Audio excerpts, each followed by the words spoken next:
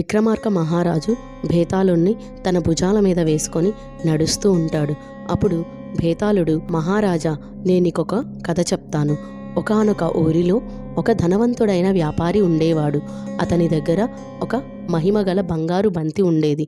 అది ఆ వ్యాపారికి ఎన్నో సిరి సంపదలను ఇస్తుంది. ఒకరోజు ఆ బంగారు బంతిని ఎవరో దొంగలించారు. ఆ వ్యాపారి ఆ దేశం యొక్క రాజు దగ్గరికి వెళ్లి తన బంగారు బంతిని ఎవరో దొంగలించినట్టుగా ఫిర్యాదు చేస్తాడు. అది విన్న మహారాజు ఎవరైతే ఆ బంగారు బంతి యొక్క ఆచూకీ చెప్తారో వారికి ఎన్నో విలువగల సంపదలను ఇస్తానని ప్రకటిస్తాడు. ఆ మరుసటి రోజు ఆ బంగారు బంతి యొక్క ఆచూకీ చెప్తాము అని ఒక జ్యోతిష్యుడు, అలానే ఒక సన్యాసి, ఒక అనాథ బాలుడు ముగ్గురు వస్తారు. జ్యోతిష్యుడు, నేను నక్షత్రాల ఆధారంగా ఆ బంగారు బంతి ఎక్కడ ఉంది అనేది చెప్తాను అని చెప్తాడు. ఆ సన్యాసి, నా మహిమలను ఉపయోగించి నా దివ్య దృష్టి ద్వారా ఆ బంగారు బంతి ఎక్కడ ఉంది అనేది చెప్తాను అంటాడు. ఆ అనాథ బాలుడు